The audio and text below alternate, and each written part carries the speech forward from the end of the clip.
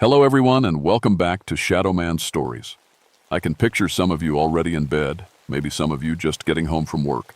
Wherever you are, whatever time it is, I'm glad you're here. If this helps you relax or sleep, please like and subscribe. It means a lot. Now, let's get you comfortable and I'll tell you tonight's story. My name is James Whitmore, but everyone calls me Jim. I've been a park ranger for 18 years now, and I've heard every strange sound these mountains can make. Wind howling through stone, ice cracking like gunshots, rocks tumbling down cliff faces in the dead of night. After you spend enough time up here, you learn to tell the difference between what's real and what's just your mind playing tricks on you. I learned that lesson the hard way in Korea, sitting in radio bunkers listening to enemy chatter through the static. Your ears start making voices out of white noise when you're scared enough. But I'm not scared anymore. I'm 41 years old and I know what I know. My wife Sarah used to say I was too practical for my own good. She died 3 years ago in a car accident down in Kalispell, leaving me with our twin daughters, Emma and Lucy. They're 16 now, staying with Sarah's sister while I work the late season up here at Logan Pass. The girls think I'm running away from memories, hiding up in these mountains. Maybe they're right. But someone has to man the radio relay station. The tower sits at 6,600 feet, 45 miles from the nearest town. When research teams or hikers get in trouble, I'm their lifeline to the outside world. The work suits me. Radio waves don't lie. They don't pretend to be something they're not. It was late September when everything changed. The first snow had already hit the high country, and thick fog rolled in every morning like clockwork.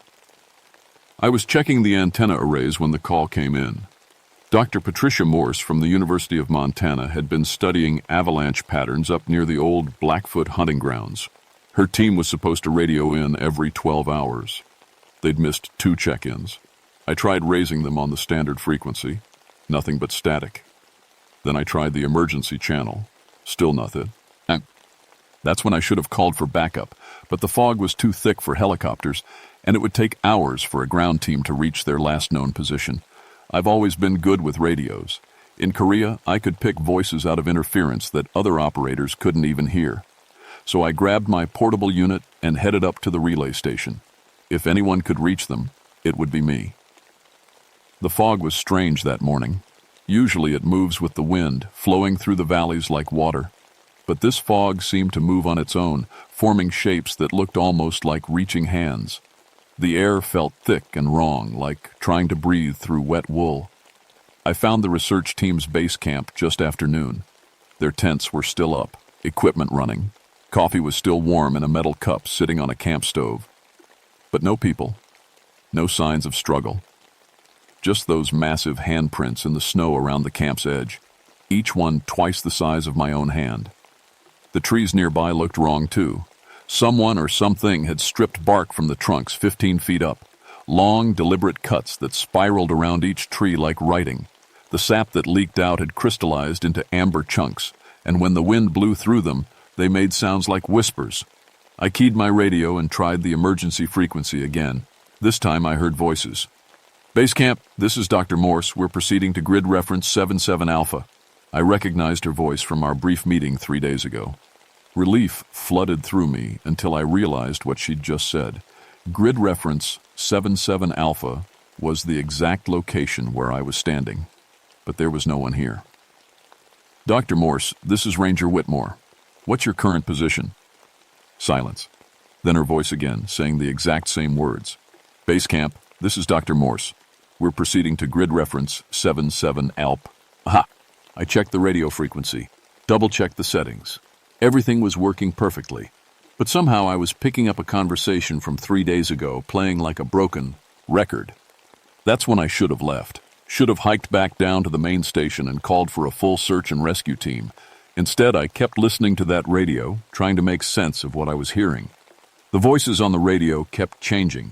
Dr. Morse's team discussing their research, a weather report from 1962.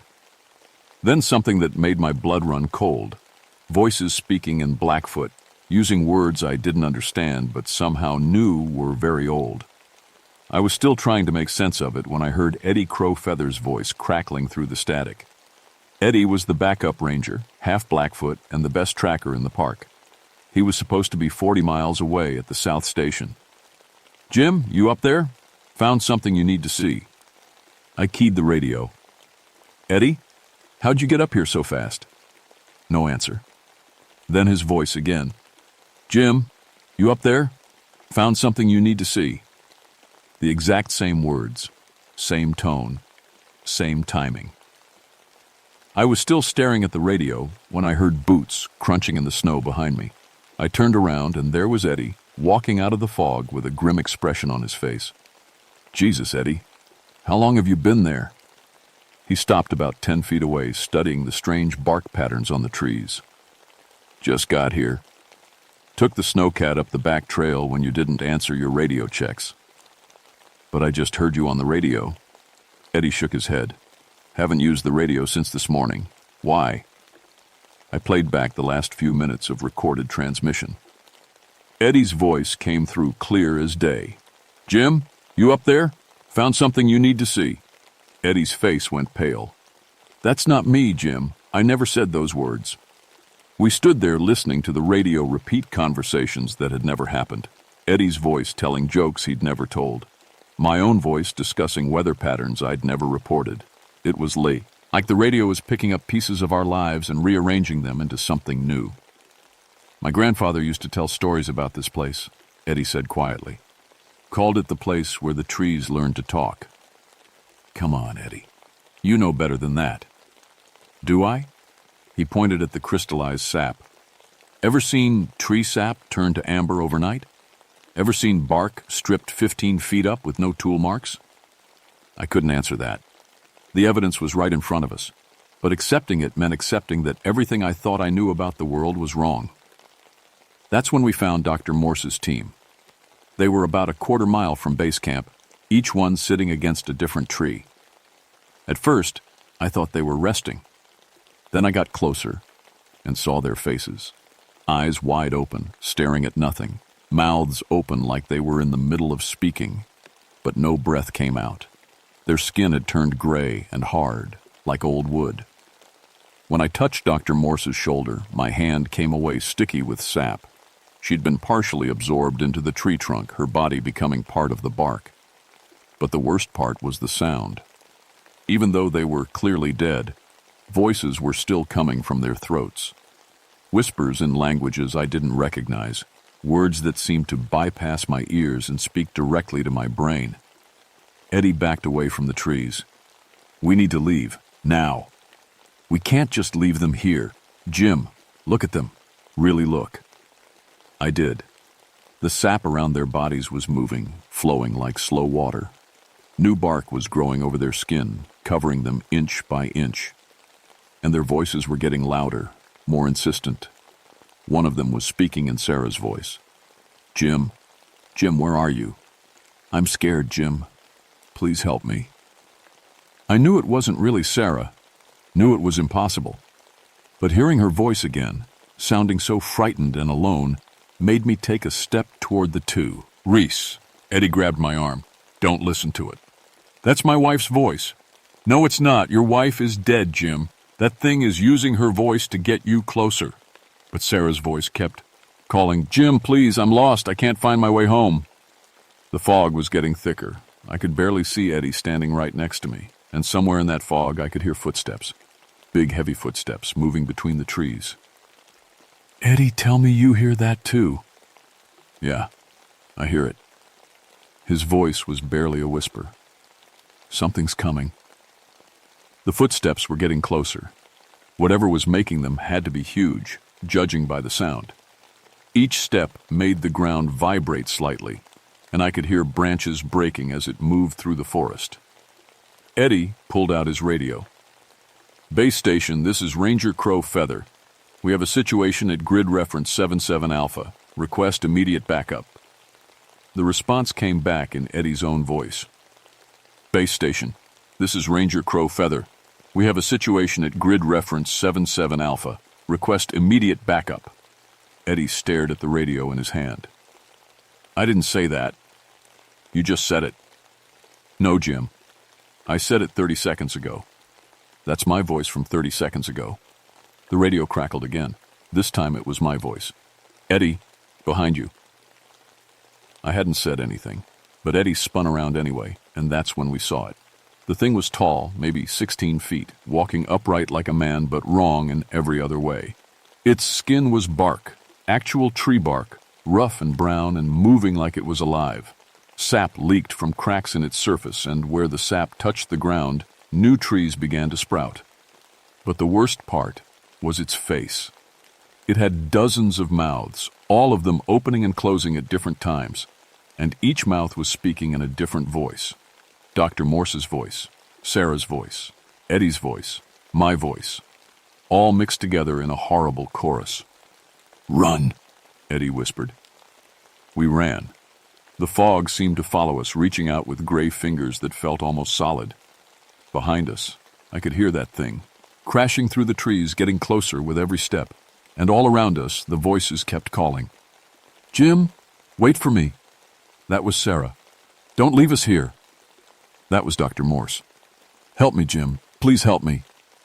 That was Emma, one of my daughters. I stumbled and nearly fell. "Emma? Emma, where are you?" Eddie grabbed my jacket and pulled me forward.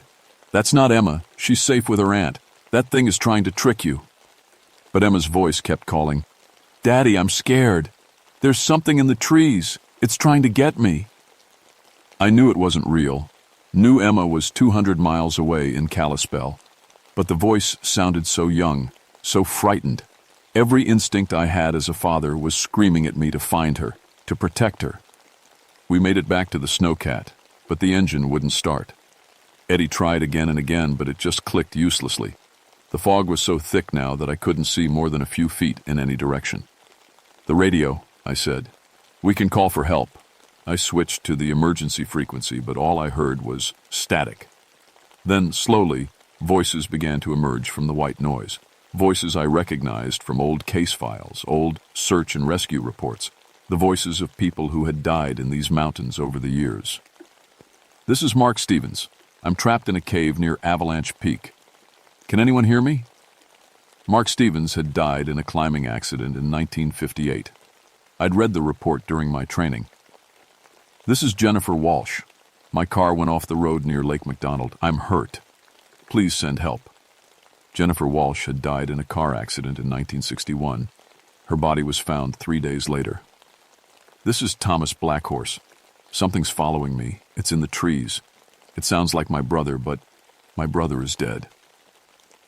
Thomas Blackhorse had disappeared in 1963. We never found his body.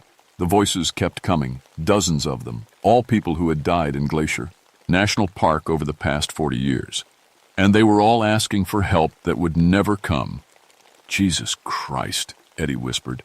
"How many people has this thing killed?" That's when I remembered the old stories. The Blackfoot legends about the tree speakers, spirits that lived in the ancient groves and collected human voices. My grandfather had told me those stories when I was a kid, but I'd dismissed them as folklore. Now I wasn't so sure. "Eddie, we need to get to higher ground, away from the trees. The fog's too thick. We'll get lost. We'll get dead if we stay here." But as we started to move, I heard something that made me stop cold. It was Lucy's voice, my other daughter, calling from somewhere in the fog. "Daddy? Daddy, I had a bad dream. Can you come tuck me in?" I knew it wasn't real. Knew Lucy was safe in Kalispell. But the voice sounded so real, so much like my little girl, even though she was 16 now. "Jim, don't listen to it." Eddie's voice seemed to come from very far away. "Daddy, I'm scared. There's a monster in my closet." I started walking toward the voice before I realized what I was doing. The fog seemed to part in front of me, showing me a path between the trees. And there, just ahead, I could see a small figure in pajamas. "Lucy?" Eddie's hand on my shoulder stopped me. "That's not Lucy, Jim. Look again." I blinked and focused. The figure was still there, but now I could see it clearly. It was made of bark and sap, roughly shaped like a child but wrong in every detail. Its face was a collection of mouths, all speaking in Lucy's voice. "Daddy, why won't you help me?" I backed away, but the fog was closing in on all sides. And somewhere in that fog, I could hear the big thing moving, getting closer. Eddie, we're trapped. No, we're not. Eddie pulled out his service pistol. My grandfather told me how to fight these things. You have to make noise, loud noise. It disrupts their ability to steal voices. He fired 3 shots into the air. The sound echoed off the mountains, and for a moment the fog seemed to thin. The voice became confused, overlapping and contradictory. "Run," Eddie said. "Now." We ran toward where we thought the road might be. Behind us, I could hear the thing roaring, but it sounded different now. Less human. More like wind through dead trees. We almost made it. We were maybe 100 yards from the main trail when Eddie stopped running. Just stopped, right in the middle of the fog, and stood there listening. "Eddie, come on. We have to keep moving." He held up his hand for silence. "Do you hear that?" I listened. At first, just the usual forest sounds. Then I heard it too. Eddie's voice calling from somewhere ahead of us. "Jim, over here, I found a way out." I looked at Eddie standing next to me, his mouth closed, his face pale with fear. "That's not me," he whispered. "Jim, hurry, before it comes back." The voice was getting closer, and it sounded exactly like Eddie, down to the slight accent he'd inherited from his grandfather. How is it doing that? It's been listening to us, learning our voices. That's what it does. It collects the way people sound and uses it to hunt. The fog swirled around us, and I could see shapes moving inside it. Shapes that looked almost human but weren't quite right. Too tall, too thin, made of wood and sap and stolen voices. "Jim, don't trust him." Now the voice was coming from behind us. "Eddie's not real. I'm the real Eddie." I spun around trying to figure out which direction the voice was really coming from, but it seemed to be everywhere at once, echoing off the trees and the rocks. "Jim, over here," from the left. "No, Jim, over here," from the right. "Jim, don't listen to them, listen to me," from directly in front of us. Eddie grabbed my arm.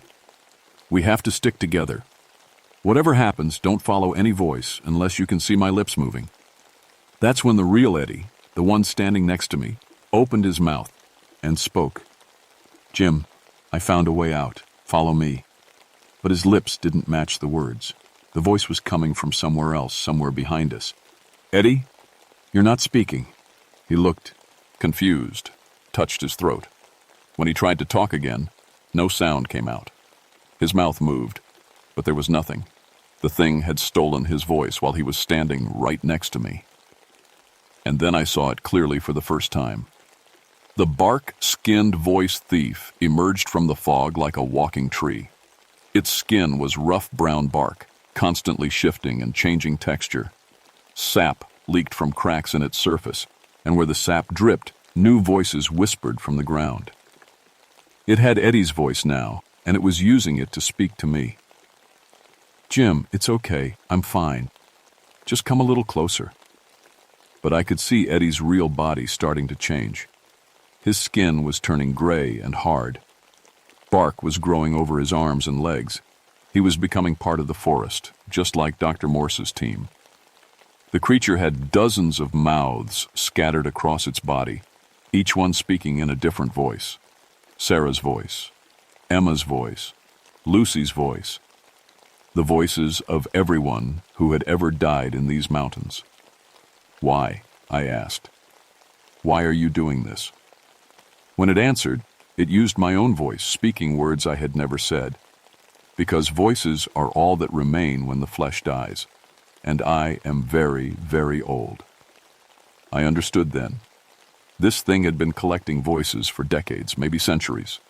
Every person who had died alone in these mountains, every voice that had called out for help that never came, it had taken them all. Let them go. I cannot. They are part of me now. They are part of the forest. Eddie's body was almost completely covered in bark now, but his eyes were still human, still aware. He was trying to tell me something, moving his lips without sound. I read his lips, Radio. My radio. The one I'd been using to pick up all those strange transmissions. If the creature collected voices through sound, maybe I could disrupt it the same way Eddie had disrupted it with gunshots. I pull. Ed out the radio and crank the volume all the way up. Then I switched to the emergency frequency and held down the transmit button, creating a feedback loop that screamed through the speakers. The creature recoiled, its bark skin rippling like water. The voices coming from its mouths became confused, overlapping and contradictory. "Jim, help me," it said in Sarah's voice. "No, help me," it said in Emma's voice.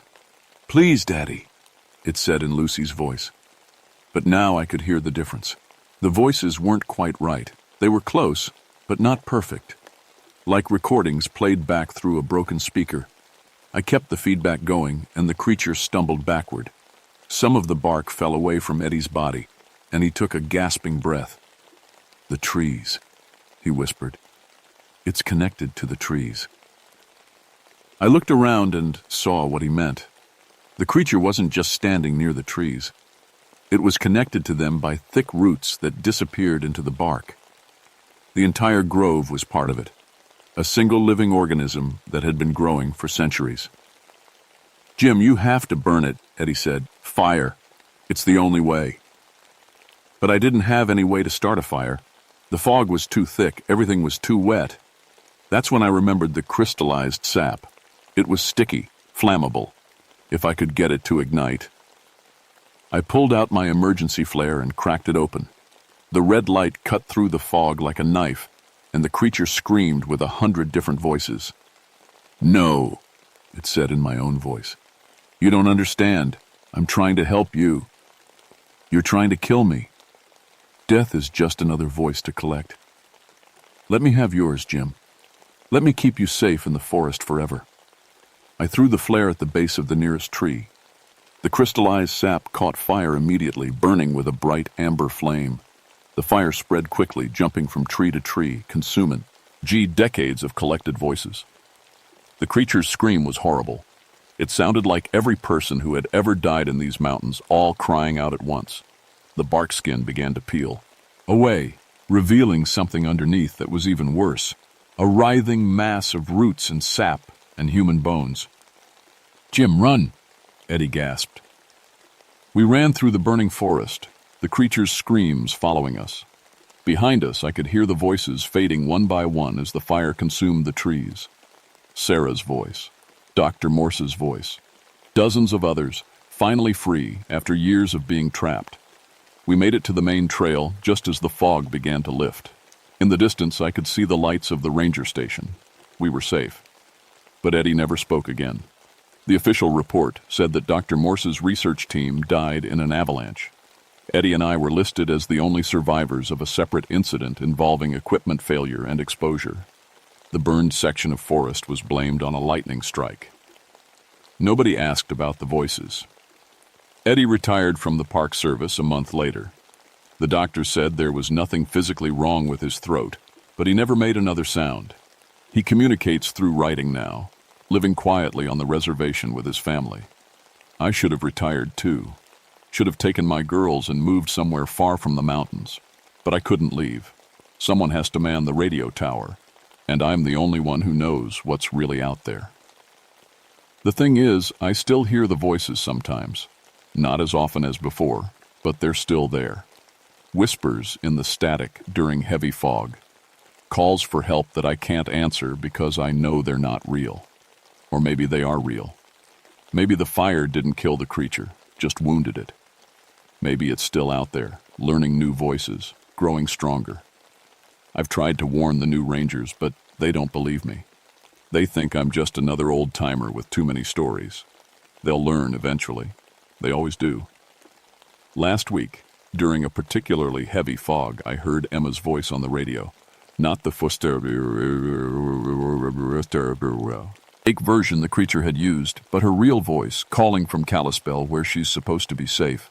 "Daddy, there's something in the trees outside my window." "It sounds like you, but it's not you."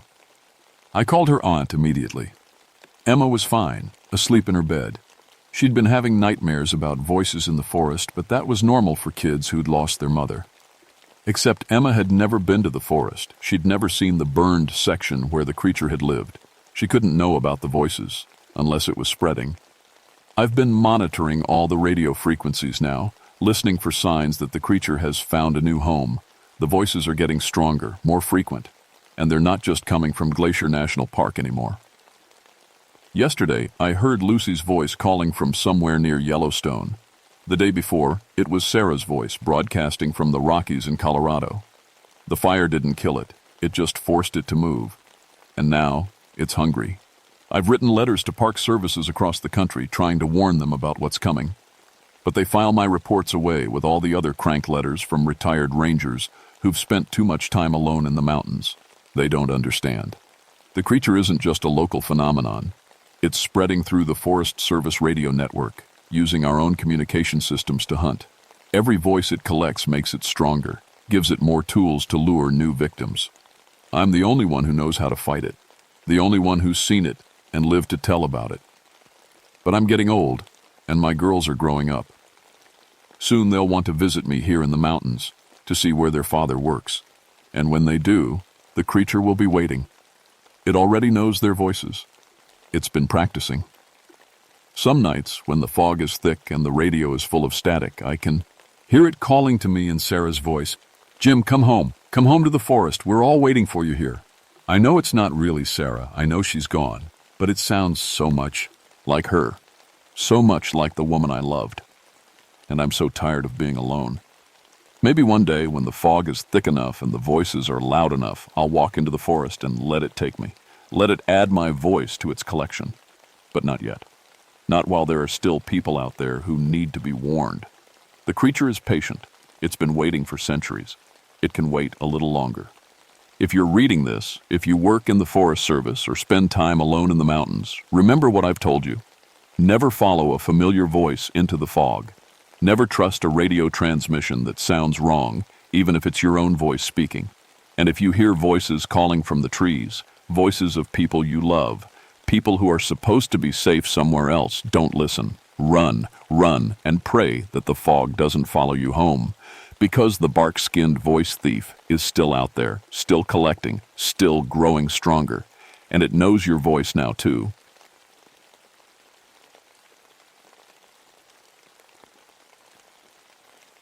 My name is Margaret Coldwater, but everyone calls me Maggie. I've been a park ranger for 13 years now, and I've seen things in the Alaskan wilderness that would make most people pack up and move to the city. But what happened in the winter of 1974 still keeps me awake at night. I work in the Tongass National Forest way out on Admiralty Island. It's one of the most remote places in Alaska, and that's saying something. The nearest town is Juneau, 120 miles away. When the weather gets bad, we're completely cut off from the world. No roads, no supplies, just you and the forest. Before I became a ranger, I served as a Navy medic. I learned how to patch people up in impossible conditions and keep them alive when everything was falling apart. That training saved my life more times than I can count. My grandmother was Tlingit, and she taught me the old stories about the spirits that live in these woods. Back then, I thought they were just fairy tales. I have a son, Tommy. He's not my blood, but that doesn't matter. I adopted him when he was 6 after his parents died in a car accident. He's 14 now, and he's the only family I have left. I work these long, dangerous shifts partly to keep him safe and fed, but mostly because I love this wild place. February 1974 was the coldest winter anyone could remember. The temperature dropped to 60 below, and it stayed there for weeks. The wind howled through the trees like something alive and hungry. Even the ravens, which usually stick around all winter, disappeared. The forest felt empty and wrong. I was stationed at the Pack Creek Ranger Station, a small cabin that sits right in the middle of bear country. During normal winters, I'd get supply drops twice a week. But this winter was so cold that the planes couldn't fly. The fuel froze in the lines, and the pilot said the air was too thin to get lift. I had enough food for, or maybe 10 days, and I'd already been alone for 12. That's when I got the radio call about Carl Brennan. Carl was a hunting guide who took rich clients out for trophy hunts. He'd been leading a group of 3 businessmen from Seattle on a 2-week hunting trip. They were supposed to check in every 3 days, but nobody had heard from them in over 2 weeks. The last contact was a scratchy radio message saying they were setting up camp near Devil's Creek, about 15 miles from my station. "Maggie, you need to go find them," said my supervisor, Frank, over the radio. His voice sounded stressed. "The families are going crazy. These guys paid a lot of money for this trip." I looked out at the frozen wilderness. The trees were covered in ice, and the wind was making this low, moaning sound that made my skin crawl. "Frank, it's 60 below out there. If they're not dead already, they will be soon. I know it's dangerous, but you're the only one close enough to help. Besides, you know that country better than anyone." He was right. I'd been patrolling that area for years. I knew every trail, every shelter, every place where someone might try to wait out a storm. If Carl and his clients were still alive, I'd find them. I packed my gear, emergency medical supplies, extra food, sleeping bag rated for extreme cold, and my grandfather's old rifle. My grandmother had given it to me when I got this job. "The forest has teeth," she'd said. "Sometimes you need to show your own."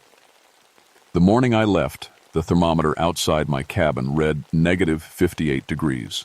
My breath froze in the air before it could reach my face. The snow was so deep I had to put on snowshoes just to get to the storage shed. Every step felt like walking through concrete. As I headed into the forest, I noticed something strange. There were no tracks. In all my years as a ranger, I'd never seen the Folas. Rest so empty. No rabbit prints, no fox trails, not even mouse tracks near the trees. It was like every living thing had run away from something. The silence was the worst part.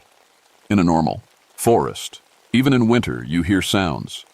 Wind in the branches, ice cracking, small animals moving around. But this forest was completely quiet, like it was holding its breath. I followed the trail toward Devil's Creek, stopping every hour to warm my hands and check my compass. The cold was so intense that my compass kept freezing up. After 3 hours of hiking, I found the first sign of Carl's group. It was a piece of bright orange fabric tied to a tree branch. Hunters use these markers to find their way back to camp. But this one was different. It was tied with a strange knot, and there were scratches in the tree bark around it. Deep scratches, like something with claws had been trying to climb up. I touched the scratches with my gloved hand. They were fresh, maybe a day old. But they were too big to be from a bear and the wrong shape for a wolf. They looked almost like finger marks, but stretched out and twisted. The temperature was dropping even more. My thermometer read -62 degrees, which was impossible. The weather service had said it would be -30. I tapped the glass thinking it was broken, but the needle stayed where it was. That's when I heard the first sound I'd heard all day. It was coming from deeper in the forest, toward Devil's Creek. It sounded like someone calling for help, but the voice was strange, too thin, like it was coming from very far away. I started walking faster. The voice got clearer as I got closer to Devil's Creek. It was definitely a man's voice, and he was calling the same words over and over. "So hungry. Please. So hungry." I recognized the voice. It was Carl Brennan. I'd known Carl for about 5 years. He was a good guide, careful and experienced. He knew how to keep people alive in the wilderness. If he was calling for help, something had gone very wrong. I followed the sound through a thick stand of spruce trees. The branches were so heavy with ice that they hung down like curtains. I had to push through them carefully to avoid getting snow down my neck. The cold was getting worse. My face felt numb, even with my balaclava on. The voice stopped suddenly. The forest went quiet again, but it was a different kind of quiet. Like something was listening. I came out of the trees into a small clearing. What I saw there made me stop breathing for a moment. There was a camp, but it wasn't like any hunting camp I'd ever seen. The tent was still standing, but it was covered in ice and looked like it had been there for months instead of weeks. There were supplies scattered around, but they were frozen solid and looked like they'd been torn apart by animals. But the worst part was the smell. Even in the freezing cold, I could smell something rotten, something that had been dead for a long time. I called out, "Carl, are you there? This is Ranger Coldwater." No answer. The silence felt heavy, like the forest was pressing down on me. I walked toward the tent, stepping carefully around the scattered supplies. My snowshoes crunched on the hard snow, and each step sounded impossibly loud. I felt like something was watching me, but every time I turned around, there was nothing there. The tent flap was frozen shut. I had to use my knife to cut through the ice. When I finally got it open, the smell hit me like a punch in the face. It was the smell of death, but worse. Sweet and rotten and wrong. Inside the tent, I found the first body. It was one of Carl's clients, a man in his 50s wearing expensive hunting gear. He was frozen solid, sitting up against the tent wall with his eyes wide open. At first, I thought he'd died from the cold. But when I looked closer, I saw the wounds. Something had been eating him. Large pieces of flesh were missing from his arms and legs. The cuts were clad, Ian, like they'd been made with a knife, but the edges were torn, like they'd been gnawed on. His heavy winter coat was ripped open, and I could see bite marks on his chest. I'd seen bears' attacks before, and this wasn't one. Bears tear and crush. This was different, more careful, more human. I backed out of the tent and tried to calm down. I'd seen dead bodies before, in the Navy and as a ranger. But this felt different. Wrong, in a way that made my skin crawl. I searched the rest of the camp. I found the other two clients in a snow cave about 50 yards away. They were in worse shape than the first one. Much worse. They'd been arranged in a circle, sitting up like they were having a conversation. But they were both missing large parts of their bodies. Arms, legs, chunks of their torsos. The snow around them was stained dark red, and there were small piles of bones scattered around like table scraps. But the strangest thing was their faces. They looked terrified, but also hungry, like they'd been starving when they died. I was taking pictures with my camera when I heard the voice again. So hungry. Please help me. So hungry. It was coming from the forest, maybe 100 yards away. It sounded like Carl, but there was something wrong with it. The voice was too high, and it had an echo like it was coming from the bottom of a well. I grabbed my rifle and started walking toward the sound. The snow was deeper here, and I had to push through drifts that came up to my chest. With each step, the voice got clearer, but also stranger. Hungry. Need food. Please. I found Carl's tracks in the snow, but they were wrong. They started out as normal boot prints, but as I followed them, they got stranger. The boots disappeared, and the prints became bare feet. Then the feet got longer, and I could see claw marks in the snow. The tracks led to a small grove of birch trees. The trees were stripped of their bark, and the wood underneath was covered in scratches. Deep gouges like something had been trying to claw its way up the trunks. And there, in the center of the grove, I found what was left of Carl Brennan. He was sitting against a tree, but he wasn't human anymore. His body was stretched out, too long and too thin. His skin was grayish-white, and his fingers had grown into claws. His face was still recognizable, but his mouth was full of yellowed teeth that were too sharp and too long. But the worst part was his eyes. They were still Carl's eyes, blue and intelligent. And they were looking right at me. "Maggie," he said, and his voice was like wind through dead leaves. "I'm so hungry. Do you have any food?" I raised my rifle, but my hands were shaking so hard I could barely hold it. "Carl, what happened to you?" He smiled, and I saw that his teeth weren't just sharp. They were stained with blood. "I got hungry, Maggie. So hungry. And they were just lying there, already dead from the cold. I didn't want to eat them, but I was so hungry." He stood up slowly, and I saw that he was at least 8 feet tall now. His clothes hung on him like rags, and his skin was covered in patches of gray fur. "It started with just a little bit," he said, taking a step toward me, "just to survive. But then I couldn't stop. And the more I ate, the hungrier I got. And now—" He looked down at his clawed hands like he was seeing them for the first time. "Now I'm not Carl anymore. I'm something else. Something that's always hungry." I kept the rifle pointed at him, but I didn't know if bullets would even work. "Carl, I can help you. We can get you back to town, to a doctor." He laughed, and it sounded like breaking glass. "There's no help for what I am now, Maggie. There's only the hunger. And you look so fresh." He took another step toward me, and I saw that his feet weren't touching the ground. He was floating, just barely, like the cold air was holding him up. I pulled the trigger. The shot echoed through the forest, and Calpus Carl stumbled backward, but there was no blood, no wound. The bullet had passed right through him like he was made of smoke. He smiled again, wider this time. You can't kill what's already dead, Maggie, but don't worry, I'll make it quick. That's when I ran. I ran through the forest like something from hell was chasing me. And maybe it was. Behind me I could hear Carl following. Not running, but gliding through the trees with that horrible floating walk. And he was laughing, a sound like ice cracking on a frozen lake. You can't run from the hunger, Maggie, he called out. It follows you everywhere. I crashed through the ice-covered branches, not caring about the noise. My snowshoes caught on roots and rocks, and I fell twice, but I kept getting up and running. The cold air burned my lungs, but I couldn't stop. I had to get back to my radio. I had to warn people about what Carl had become. It took me 3 hours to reach the ranger station. By the time I got there, the sun was setting and the temperature had dropped to negative 65 degrees. My thermometer was completely frozen now, the needle stuck at the bottom. I burst through the cabin door and went straight to the radio. Frank, can you hear me? Static. Then Frank's voice, crackling through the interference.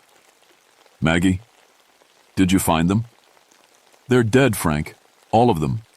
And Carl's become something else. Something dangerous. Slow down, Maggie. What do you mean, something else? I tried to explain, but I could hear how crazy it sounded. A man who'd turned into a monster because he ate human flesh?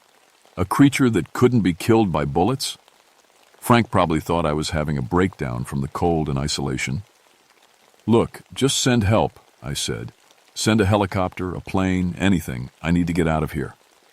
I can't, Maggie. The storm's getting worse. Weather Service says it'll be at least a week before we can fly. A week. I looked out the window at the dark forest. Somewhere out there, Carl was waiting. That's when I heard the scratching on the roof. It started soft, like a branch rubbing against the shingles. But it got louder, more deliberate, like something was trying to claw its way in. I grabbed my rifle and pointed it at the ceiling. Frank, something's on my roof. Probably just ice falling off the trees. The scratching stopped. The cabin went completely silent. Then I heard Carl's voice coming from right outside the window. Maggie, let me in. I'm so cold out here. So hungry. I looked toward the window, but I couldn't see anything. The glass was covered in ice, and it was too dark outside. I know you're in there, Maggie. I can smell you. You smell like food. I backed away from the window, keeping the rifle raised. Frank, he's here. He's outside the cabin. Who's there? Carl? It's not Carl anymore. It's something else. Something that used to be Carl. The scratching started again, this time on the walls. It moved around the cabin slowly, like something was testing for weak spots. The sound was horrible, like fingernails on a chalkboard, but deeper. Please let me in, Maggie. Carl's voice was right outside the door now. I'm so hungry, just a little bit. I promise I'll be quick. I could hear the door handle turning. I'd locked the door when I came in, but the handle was still turning. Slowly, like whatever was turning, it was taking its time. Frank, I have to go, I whispered into the radio. Maggie, don't. I turned off the radio and backed toward the bedroom. The door handle stopped turning, and everything went quiet again. I waited. My heart was beating so hard I could hear it in my ears. The rifle felt heavy in my hands, but I kept it pointed at the door. Then I heard a new sound, tapping on the window. Soft at first, then louder. Tap, tap, tap. I turned toward the window, and through the ice I could see a shadow. It was tall and thin, and it was moving back and forth like it was dancing. The tapping. G got faster, more urgent. Tap, tap, tap, tap, tap. The shadow pressed against the window, and I could see the outline of a face. But it was wrong. The face was too long, and the mouth was too wide. Let me in, Maggie. The voice was coming from the window now. I'm so hungry, and you smell so good. I aimed the rifle at the window. Stay back, Carl. I'm warning you. The shadow laughed. You already tried to shoot me, remember? It didn't work. He was right. The bullet had passed right through him. But maybe if I could break the window, the cold would drive him away. I pulled the trigger. The window exploded in a shower of glass and ice. Cold air rushed into the cabin, and the temperature dropped instantly. I could see my breath in the air, but the shadow was gone. I waited, listening. The wind was howling through the broken window, and I could hear the forest creaking and groaning outside. But no more scratching, no more tapping. Maybe he'd given up. Maybe the cold had driven him away. I was starting to relax when I heard something that made my blood freeze. The sound of the front door opening. I spun around, rifle raised. The door was standing wide open, and cold air was pouring in, but there was no one there. "Hello, Maggie." The voice was coming from behind me. I turned around, and Carl was standing right there in the middle of the cabin. He was even taller now, maybe 9 feet, and his skin was completely gray. His eyes were glowing yellow in the darkness. "How did you get in here?" I whispered. He smiled, and I could see all of his sharp teeth. Doors don't mean much when you're hungry enough. Walls don't either. He took a step toward me, and I could feel the cold radiating from his body. The air around him was so cold it hurt to breathe. "I've been thinking about you, Maggie, about how you'd taste. I bet you'd be sweet. All that fear makes the meat tender." I backed toward the bedroom, but he was faster. He glided across the cabin and grabbed my arm with one clawed hand. His touch was like ice. I could feel the cold going through my jacket, through my skin, into my bones. Where he touched me, everything went numb. "Don't fight it, Maggie," he whispered. "It'll be over soon. And then you'll understand. You'll understand the hunger." That's when I remembered what my grandmother had told me about the Wendigo, about how it was created when people ate human flesh during times of starvation, about how it could only be stopped by fire.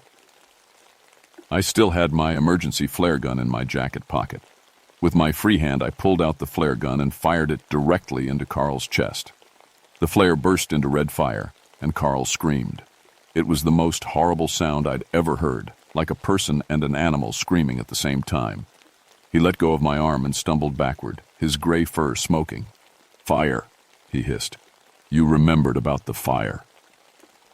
I fired another flare, and this one hit him in the face. He screamed again and fell to his knees. The smell of burning hair and flesh filled the cabin. "This isn't over, Maggie," he said, his voice getting weaker. "The hunger doesn't die. It just waits." He looked up at me, and for a moment I saw Carl's real face underneath the monster. He looked sad and tired and very, very hungry. "I'm sorry," he whispered. "I didn't want this to happen, but I was so hungry." The fire spread across his body, and he started to dissolve, like snow melting in the sun. In a few seconds, there was nothing left but a pile of ash and the smell of smoke. But I knew it wasn't over. I could feel it in the air, in the cold that was still pouring through the broken window. Something was still out there, waiting. I spent the next 3 days barricaded in the cabin, waiting for help that wouldn't come. The storm had gotten worse, and the radio was dead. I was completely alone with whatever was left of Carl Brennan. But I wasn't really alone.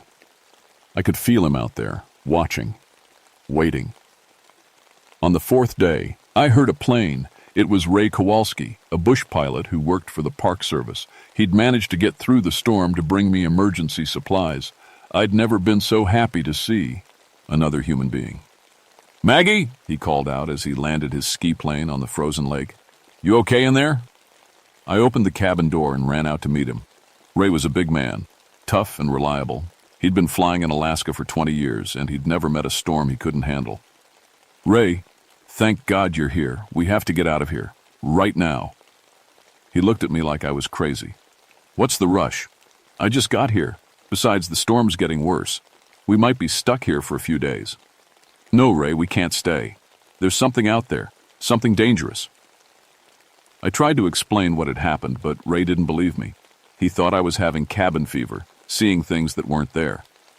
"Look, Maggie, I've been flying in these woods for 20 years. I've seen everything there is to see.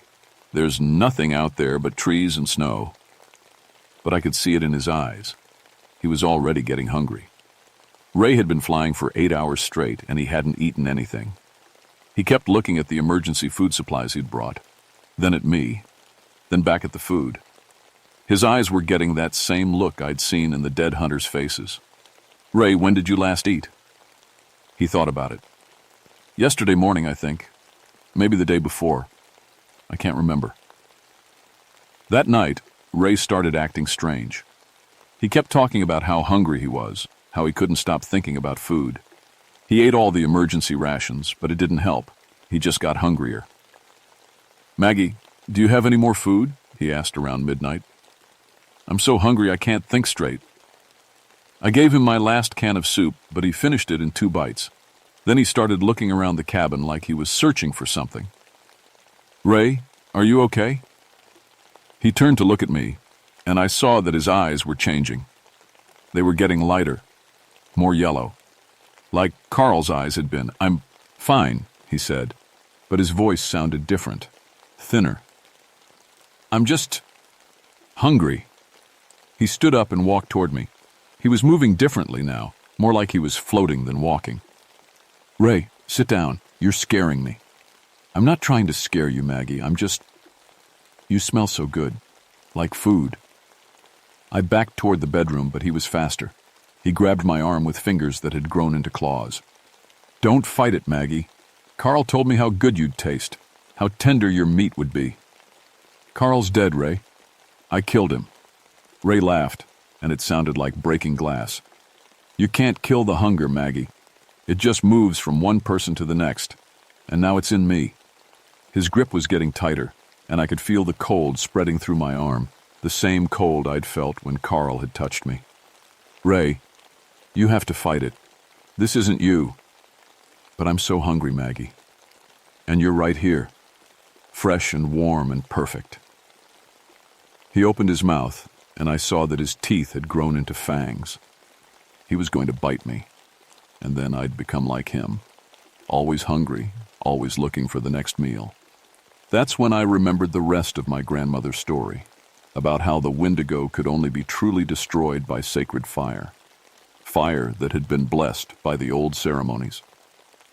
I still had my grandmother's medicine bag in my jacket. Inside was a small piece of sacred cedar and a flint striker. If I could light the cedar and throw it at Ray, maybe I could stop him before he bit me. With my free hand, I reached into my jacket and pulled out the medicine bag. Ray saw what I was doing and tried to stop me, but I was faster. I struck the flint and lit the cedar. It burst into flames that were brighter and hotter than they should have been. The light filled the cabin, and Ray screamed, "No, not the sacred fire!" I threw the burning cedar at him, and it hit him in the chest. He let go of my arm and stumbled backward, his body smoking and burning. "The hunger, it's leaving me," he gasped. "Maggie, I'm sorry. I couldn't control it." The fire spread across his body, but this time it was different. The flames were cleaner, brighter. They didn't smell like burning flesh. They smelled like cedar and sage and home. Ray looked up at me, and his eyes were normal again. Brown and kind and human. "Thank you," he whispered. "You saved me." Then he was gone, dissolved into light and smoke and the smell of sacred cedar. But I could still feel something watching me from the forest. The hunger was still out there, waiting for the next person to get desperate enough to do the unthinkable. I spent the rest of the night feeding the sacred fire, making sure it didn't go out. As long as the fire burned, the hunger couldn't come back. When morning came, I could hear a helicopter in the distance. Help was finally coming. But I knew this wasn't over. The hunger was still out there, somewhere in the cold and the darkness, waiting for the next person to make the choice that Carl had made. The choice that changes you into something that's always hungry and never satisfied. The rescue team found me 3 days later, sitting by the sacred fire that was still burning in the cabin. I told them that Ray had died in a plane crash and that I'd been trying to signal for help. They didn't ask too many questions. The official report said that Carl Brennan and his 3 clients had died from exposure and starvation. The report mentioned that there were signs of scavenging by wild animals, but it didn't say what kind of animals. I didn't correct them. They closed the area around Devil's Creek for avalanche danger, but I knew the real reason. I'd filed a report about the unusual animal activity in the area, and the Park Service decided it was too dangerous for visitors. I took a month off after that. I spent the time with Tommy, trying to be normal again. But I couldn't sleep. Every time I closed my eyes, I saw Carl's yellow eyes and heard his voice saying how hungry he was. When I went back to work, I made sure I was never stationed alone again. I always had a partner, always had backup, and I always carried my grandmother's medicine bag with sacred cedar and a flint striker. I started teaching the old stories to the other rangers, not as fairy tales, but as warnings. I told them about the Wendigo, about what happens when people get desperate enough to eat human flesh. Most of them thought I was just sharing Native American folklore, but a few understood. Over the years, I've seen the signs again. Hunters who go missing in the deep woods. Hikers who are found dead with strange bite marks. Always during the coldest part of winter, when people are most desperate.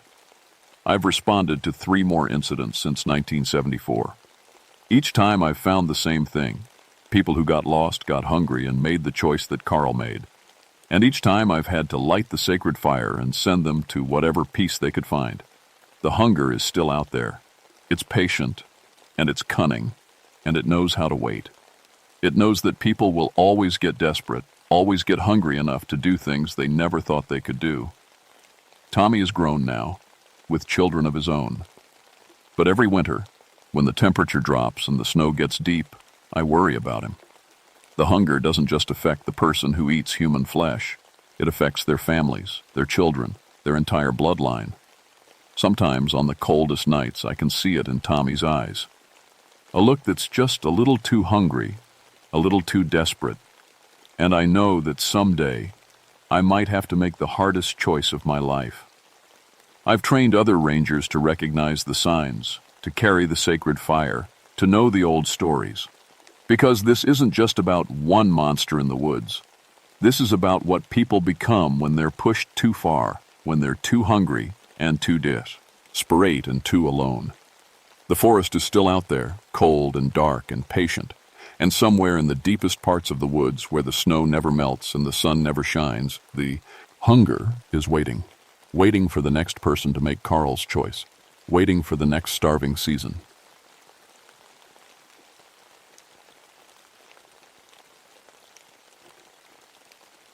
My name is Robert Nighthawk, but everyone calls me Bobby. I'm a park ranger here in Cherokee National Forest, Tennessee, and I've been walking these mountains for 15 years now. Before that, I was a Marine.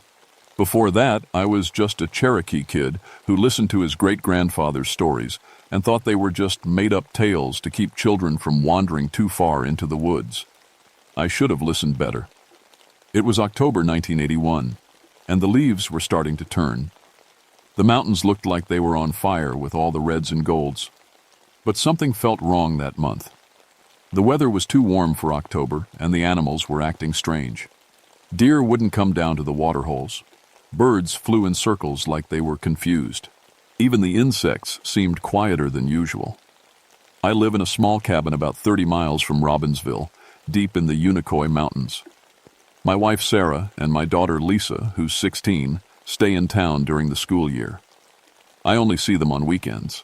It gets lonely out here, but somebody has to watch over these mountains. Somebody has to protect the old Cherokee sites from treasure hunters and vandals. My great-grandfather used to tell me stories about the Wolfman. He said that long ago, before the Trail of Tears, Cherokee warriors would sometimes get cursed. They'd turn into wolves during the full moon, but they'd keep their human minds. They'd become guardians of sacred places, protecting them forever. Just old stories, I always told myself. Warnings about rabies and wild dog packs. But that October, farmers started calling about livestock killings. Sheep and cattle torn apart in ways that didn't make sense. The bite marks were too big for coyotes, too organized for random attacks. And they always happened near the old Cherokee sites, the ancient burial grounds and ceremony circles that most people had forgotten about. I grabbed my tracking gear and headed out to investigate. The first farm was the Morrison place, about 10 miles from my cabin. When I got there, I found something that made my blood run cold. 3 sheep lay dead in their pen, but they weren't just killed. They were arranged in a perfect triangle, each one facing the same direction, toward the old Cherokee council grounds up on the ridge. The bite marks on their throats were huge, like something with jaws twice the size of any wolf I'd ever seen. "Started 3 nights ago," old Morrison told me, his hands shaking as he lit his pipe. "Right when the moon began to get full. Haven't seen hide nor hair of what did it, but I hear sounds at night. Howling that don't sound like any animal I know." I spent the rest of the day looking for tracks. Found some too, wolf prints that were bigger than any I'd seen before. But here's what really bothered me. Some of the prints looked almost human, like fingers instead of claws. And they seemed to change as I followed them, going from 2 legs to 4 legs and back again. That night I set up trail cameras around the Morrison farm and 2 other places that had been hit. Modern technology, motion activated. Whatever was killing these animals, I was going to get it on film. When I checked the cameras the next morning, every single one had malfunctioned. The film was either completely black or showed nothing but static. But the timestamps showed they'd all been triggered at exactly the same time, 2:47 a.m. That's when I knew I was dealing with something that didn't follow normal rules. The next few days brought more reports. The Patterson Ranch lost 4 calves.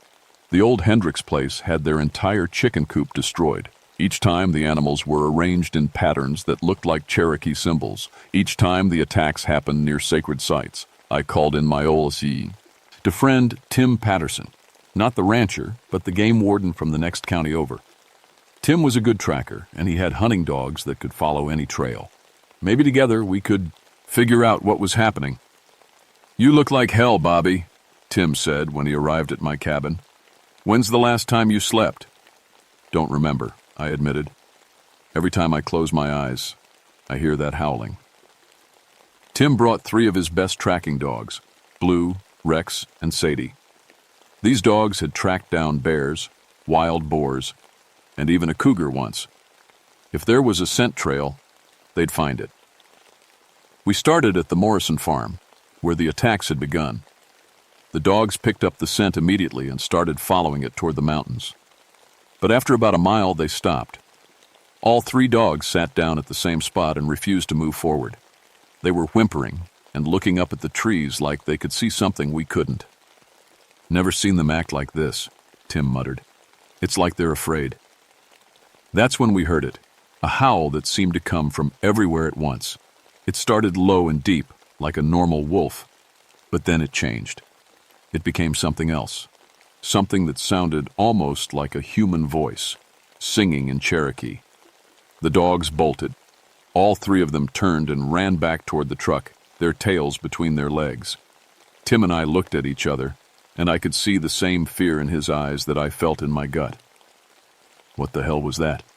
he whispered. Before I could answer, we heard branches breaking in the woods above us. Something big was moving through the trees, but it was moving wrong, too fast, too quiet. And it was following us. We walked quickly back to the truck, trying not to run. The whole time I felt eyes watching us from the shadows. When we reached the vehicle, I looked back at the tree line and saw them, 2 glowing amber eyes, about 7 feet off the ground. They looked human and wolf at the same time, filled with intelligence and rage. The eyes disappeared as soon as I pointed them out to Tim. That night, 3 Kalewas, students camping in the Joyce Kilmer Wilderness, went missing. We found their tents the next morning, shredded to pieces. Their sleeping bags were torn apart and their backpacks were scattered in the woods. But no bodies. The local sheriff called it an animal attack and advised everyone to stay out of the mountains until we caught whatever was doing this. But I knew it wasn't just an animal. Animals don't take their prey away like that. Animals don't arrange their kills in ritual patterns. I went back to my cabin and pulled out my great-grandfather's old journal. I'd kept it all these years, but I'd never really read it carefully. Now I did, and what I found made my hands shake. The journal talked about a Cherokee warrior named Sequoyah Nighthawk, my own ancestor. During the removal in 1838, when the soldiers came to take our people to Oklahoma, Sequoyah had hidden in these mountains. He'd made a deal with the spirits to protect the sacred sites forever, even after death. The deal had a price. He would become something between man and wolf, changing with the moon. He would guard the Cherokee burial grounds in ceremony circles, attacking anyone who tried to disturb them. And the curse would pass down through his bloodline, awakening when the sacred sites were threatened. I am Robert Nighthawk. Sequoia was my great-great-grandfather, and according to the journal, I was next. The lunar eclipse was 3 days away.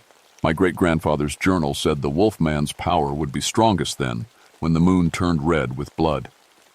I tried to convince myself it was all superstition, but the evidence was getting harder to ignore. Tim came back the next day with reinforcements, 2 state police officers and a wildlife expert from the university. They brought tranquilizer guns and radio equipment. The plan was to track down whatever was killing the livestock and either or capture it or put it down. We started at dawn, following the trail from the most recent attack. This time we found human footprints mixed in with the wolf tracks. Bare human feet, but with claw marks in the dirt where toes should be. "This doesn't make sense," the wildlife expert kept saying. "These prints, they're impossible." About noon, we found the missing college students. What was left of them. They were arranged in a circle around one of the old Cherokee fire pits, high up on the ridge. Their bodies had been changed, torn apart and put back together in ways that weren't natural. And their faces looked peaceful, like they'd been honored somehow.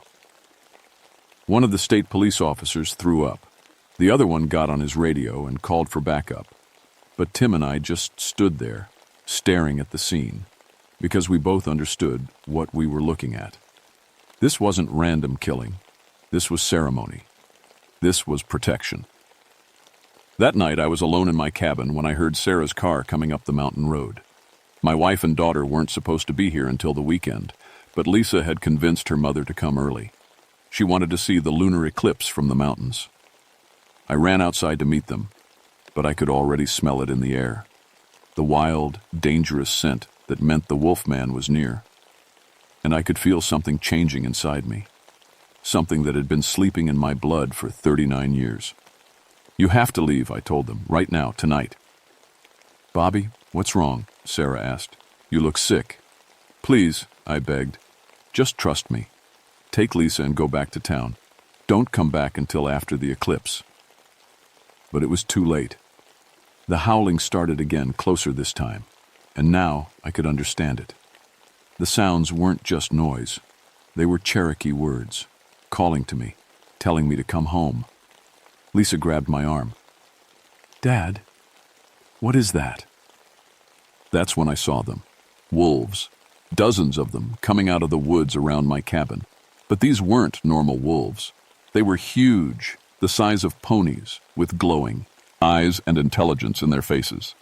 And leading them was something that walked on 2 legs, but had the head of a wolf. The creature was 8 feet tall, covered in dark fur that had patterns like Cherokee war paint. Its eyes were amber and human, filled with ancient sadness. When it looked at me, I knew exactly who it was. "Sequoia," I whispered. The Wolfman nodded. Then it opened its mouth and spoke in Cherokee, in a voice that sounded like wind through the mountains. "The time has come, descendant. The sacred places need a new guardian." I felt my bones starting to ache, my muscles beginning to stretch. The curse was waking up inside me, trying to change me into something like him. Sarah screamed and pulled Lisa toward the car, but the wolves surrounded them. "They won't be hurt," Sequoia said, "if you accept your destiny." But I couldn't. I couldn't become a monster, even to protect my family. I couldn't leave Sarah and Lisa forever, even to guard the sacred sites. That's when I remembered something else from my great-grandfather's journal. There was a way to break the curse, but it would cost everything. The unbinding ritual was dangerous. According to the journal, it required the willing sacrifice of the current guardian to free the next one from the curse. Sequoia would have to choose to die, to let his spirit rest in order to save me from his fate. But first, I had to prove I was worthy of the choice. "You think you can just walk away from your duty?" Sequoia growled, and his voice was becoming more wolf than human. You think you can let the sacred places be destroyed? Around us, the wolf pack was getting restless. Their eyes glowed brighter as the moon rose higher. I could feel their hunger, their need to hunt and kill. And I could feel my own body responding to their call. I won't abandon my duty, I said, fighting to keep my voice steady. But we'll find another way to protect the sites, a way that doesn't require me to become a monster. Sequoia laughed, a sound like breaking glass. You still don't understand. The white man's law won't protect these places. Only fear will. Only death will. To prove his point, he gestured to the wolves around my family. Sarah was holding Lisa tight, both of them crying. One word from Sequoia, and the pack would tear them apart. Choose, he said. Become the guardian, or watch your family die. I looked at my wife and daughter, at the terror in their eyes. Then I looked at my ancestor, trapped for over a century in a curse that had driven him mad with loneliness and rage. Finally, I looked at the mountains around us, at the sacred sites that had been protected by his violence for so long. There had to be another way. What if I could give you something better than a replacement? I asked. What if I could give you peace? Sequoia's eyes narrowed. Speak. I pulled out my great-grandfather's journal and turned to the page about the unbinding ritual. This says you can choose to let go of the curse, to rest, to join the ancestors in the spirit world. And leave the sacred places unprotected? No, I said. Leave them protected by someone who chooses to guard them freely, someone who can use the white man's law and the Cherokee traditions together. I explained my plan. I would become the official protector of the Cherokee sites, working with the National Park Service and the Cherokee Nation to make them legally protected. I would use my knowledge of both cultures to keep them safe without violence. Sequoia was quiet for a long moment. Around us, the wolves waited for his decision. The moon was almost completely eclipsed now, turning red as blood. And if the law fails? He asked. Then I'll be here, I promised. But as a man, not a monster. The wolf man looked at me with those ancient, tired eyes. Then he looked at Sarah and Lisa, at the fear and love in their faces. Something changed in his expression. The madness faded, replaced by the wisdom he'd had before the curse took hold. Very well, he said, but the ritual requires a sacrifice. Someone must die tonight. Before I could protest, he raised his clawed hand and drove it into his own chest. The wolf pack howled in unison as their leader fell to his knees, his life bleeding out onto the sacred ground. Remember us, he whispered as his body began to change, becoming human again. Remember what we died to protect. And then Sequoia Nighthawk, Cherokee warrior and guardian of the sacred sites, finally found peace. The official report said that a rabid wolf pack had been responsible for the livestock killings and the deaths of the 3 college students. The pack had been eliminated by state wildlife officers. Case closed. But I knew better, and so did the Cherokee Nation. Within a month, I was working with tribal leaders and the National Park Service to establish permanent protection for the Cherokee sites in the forest. We set up cameras, hired guards, and created educational programs to teach people about the importance of these sacred places. Sarah and Lisa moved back to the cabin. My family was safe, and the mountains were quiet again. But I still felt the weight of responsibility on my shoulders. I was the guardian now, just as I had promised. Not a monster, but a man who understood the importance of protecting what was sacred. Sometimes on nights when the moon is full, I walk the mountain trails and check on the old sites. I carry my great-grandfather's journal and a Cherokee prayer pipe. I tell the spirits that their guardian is still here, still watching. And sometimes, just sometimes, I think I hear Sequoia's voice on the wind, thanking me for setting him free. But the story doesn't end there. Last month, Lisa came to me with news that made my blood run cold. She'd been having dreams about wolves, she said. Dreams where she could understand their language. Dreams where she felt the call of the mountains. The curse might have been broken, but the blood remembers. And there are other Cherokee sites in other mountains, other sacred places, that might need protection someday. I've started teaching Lisa about her Cherokee heritage, about the responsibility that comes with our family name. She's smart and strong, and she has the fire of her ancestors in her eyes. If the time comes when the mountains need a guardian again, she'll be ready. But I pray to the ancestors that it won't come to that. I pray that the legal protections will hold, that people will respect the sacred sites, that the spirits will rest in peace. Because I know what happens when they don't. And every time the moon turns red, I remember the lesson Sequoia taught me. Sometimes the greatest sacrifice is choosing to let go of power, to trust in something better than fear. The Cherokee National Forest is quiet now. The sacred sites are protected. The wolfman sleeps. But I still keep my great-grandfather's journal close, and I still listen for howling in the night. Just in case.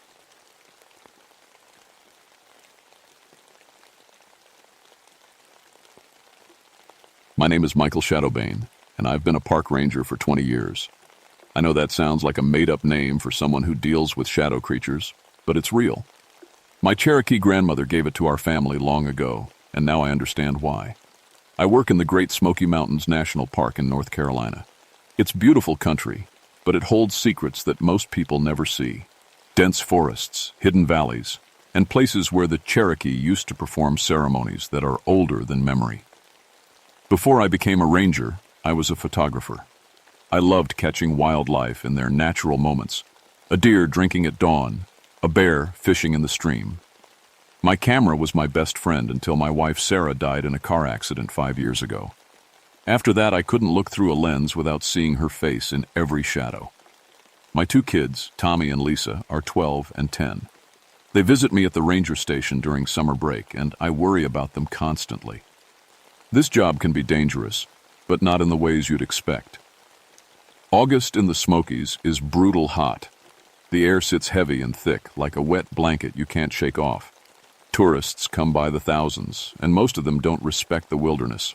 They leave trash, wander off trails, and ignore the warning signs about dangerous areas. But the real danger isn't bears or cliffs, it's the old places. The Cherokee called them sacred sites, but they were really prisons. Places where things that shouldn't exist were locked away by people who understood darkness better than we do. I learned this the hard way 3 weeks ago. It started simple enough. A family from Ohio, the Hendersons, came to my station around noon. They were upset about something, talking fast and pointing at their camera. "Sir, we need to show you something," the father said. His wife stood behind him, holding their 2 kids close. "We too. Okay, some pictures this morning at Cataract Falls and... well, just look." He handed me their digital camera.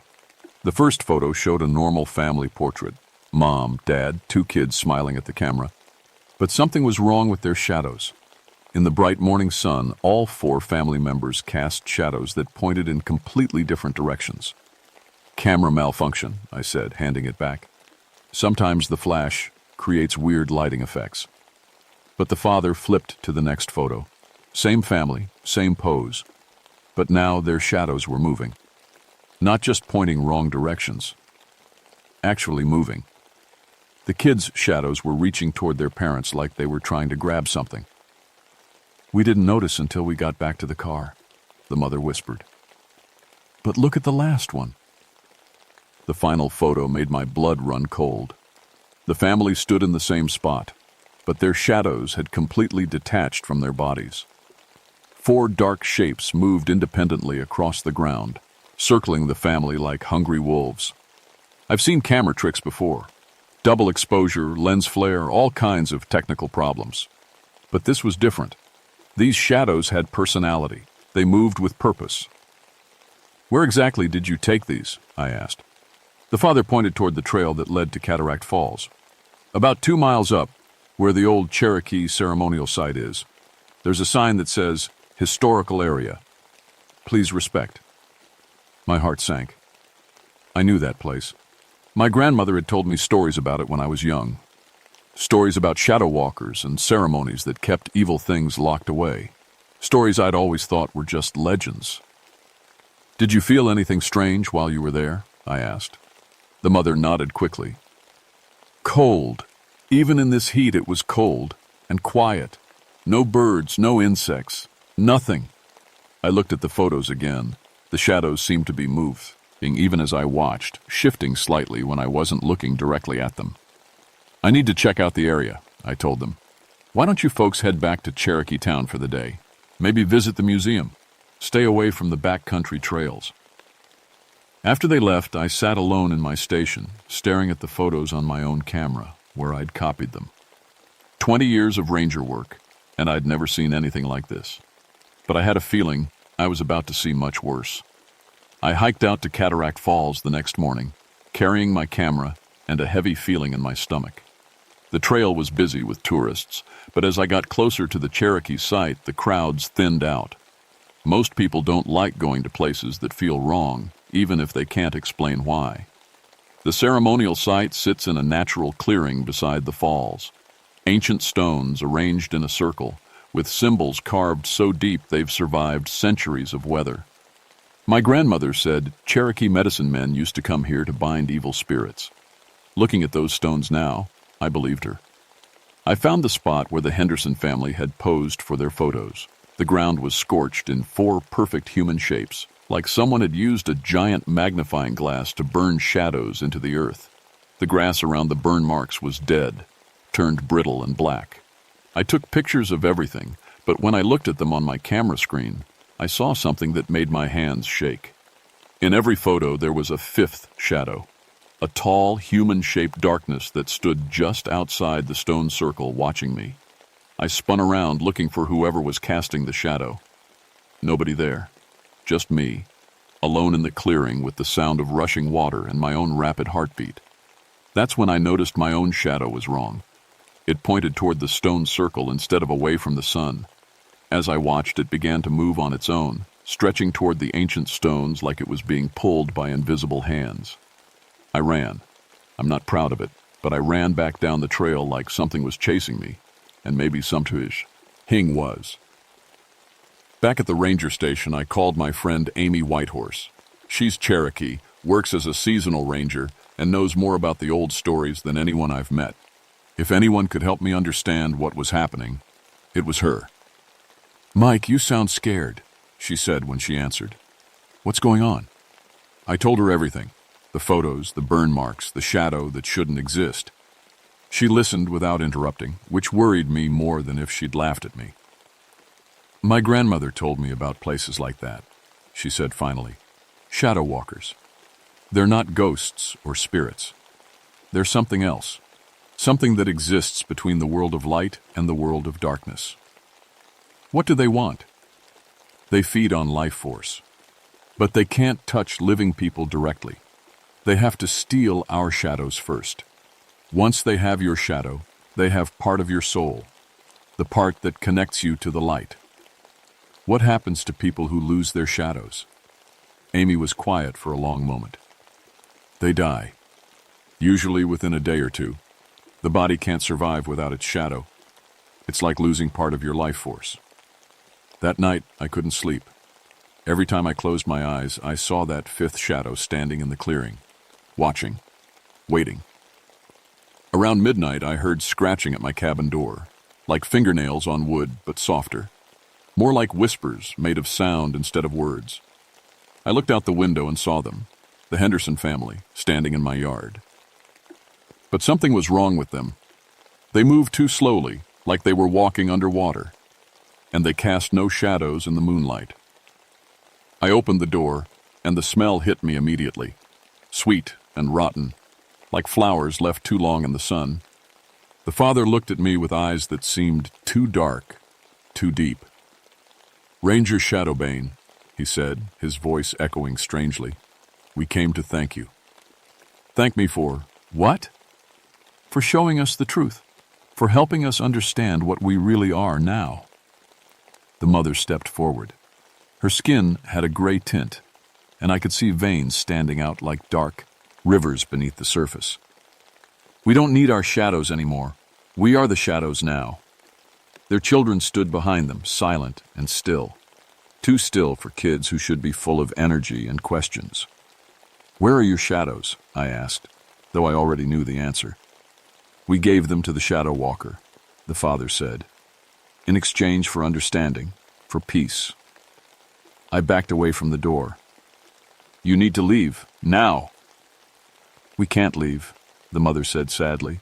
We're bound to this place now, just like you will be when you give up your shadow. I'm not giving up anything. The father smiled, and his teeth looked too sharp. You don't have a choice. The Shadow Walker has been waiting for you, Michael Shadowbane. Your family name calls to it. Your grandmother's grandmother helped bind it here, and now it wants revenge. They turned and walked away, moving in that strange underwater way. I watched them disappear into the forest, and I knew I had to find Amy. This was bigger than just a few tourists with camera problems. This was about my family, about something that had been waiting generations for payback.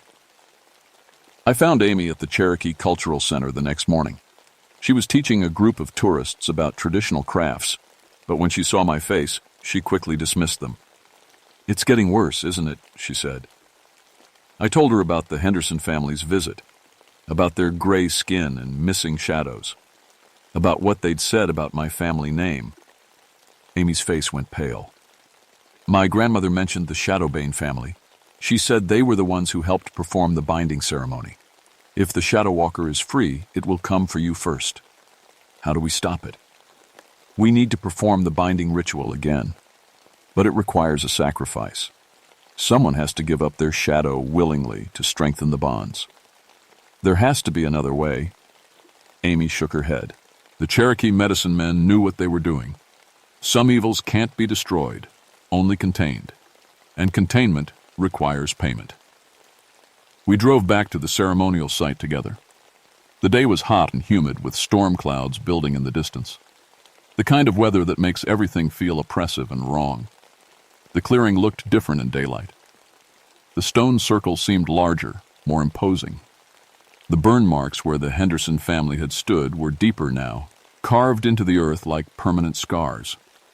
Amy began examining the symbols carved into the stones. These are binding runes, she said. They're supposed to keep the Shadow Walker trapped within the circle. But look at this. She pointed to several stones where the carvings had been scratched out. Deep gouges that looked like they'd been made by claws or fingernails. Someone's been weakening the binding, she said, or something has been trying to break free from the inside. That's when we noticed our shadows were acting strange. Mine kept trying to separate from my body, tugging toward the center of the circle. Amy's shadow was flickering, like a candle flame in the wind. We need to leave, Amy said. Now. But as we turned to go, we saw them. The Henderson family, standing at the edge of the clearing, and behind them, others. Dozens of people, all with that same gray skin and those same two dark eyes, all shadowless. Welcome back, Ranger Shadowbane, the father said. We've been waiting for you. Who are all these people? I asked. Everyone who's lost their shadow to the Walker over the years, Amy whispered. It's been feeding for decades, maybe longer, building an army of the shadowless. The crowd of gray people began to move toward us, surrounding the stone circle. They moved silently, like they were floating just above the ground. You can't run from your family legacy, the Henderson Mother said. Your blood calls to the Shadow Walker. It's been waiting so long for a Shadowbane to return. Amy grabbed my arm. The ritual. We have to do it now, before it's too late. What do you need? Someone has to enter the circle willingly. Someone has to offer their shadow to strengthen the binding. But Mike, whoever does it, won't survive. The Shadow Walker will drain them completely. I looked at the circle of stones, then at the crowd of shadowless people closing in around us. I'll do it. No. Amy stepped forward. It has to be someone with Cherokee blood. Someone who understands the old ways. Before I could stop her, she walked into the center of the stone circle. The moment her feet crossed the boundary, the temperature dropped 20 degrees. Frost began forming on the grass, and the air itself seemed to thicken. That's when I saw it. The Shadow Walker. It rose from the ground in the center of the circle, a living darkness in the shape of a man. But this wasn't just the absence of light. It was the presence of something hungry and ancient and wrong. It stood 9 feet tall, with arms that reached almost to the ground and fingers that ended in claws of pure shadow. "Amy!" I shouted, but my voice seemed to disappear into the unnatural cold. The shadow walker turned its attention to her. It had no face, but I could feel it smiling. It reached out with one massive hand and touched Amy's shadow. She screamed as her shadow was pulled away from her body, stretching and distorting until it snapped free completely. The shadow walker absorbed it, growing darker and more solid. Amy collapsed to her knees, aging rapidly. Her hair turned white, her skin wrinkled and sagged. In seconds, she looked 50 years older. "The binding," she gasped. "Say the words. Bind it to this place." I didn't know the words. I didn't know Cherokee. But somehow, standing there watching my friend die, the words came to me anyway, like they'd been sleeping in my blood, waiting for this moment. I spoke in a language I didn't understand, but the shadow walker understood. It turned away from Amy and focused on me. The air around it rippled with heat and cold at the same time. The shadowless people began to retreat, moving back toward the forest. Whatever I was saying, it was working. But the shadow walker wasn't finished. It reached out toward me, and I felt my own shadow beginning to stretch and pull away from my body. The shadow walker's touch was like ice and fire at the same time. I felt my shadow stretching, pulling away from my body like taffy. Where it touched me, my skin began to turn gray and cold. "You are the last Shadowbane," the creature said, its voice like wind through dead leaves. "Your family bound me here. Your family will free me." "I don't know how," I said, fighting to keep my shadow attached to my body. "I don't know the old ways." "Then you will die with your ignorance." Amy was still alive, barely. She looked ancient now, her body withered and frail, but her eyes were clear, and she was trying to tell me something. "The stones," she whispered. "Touch the stones." I reached out toward the nearest carved stone, the one with the deepest binding runes.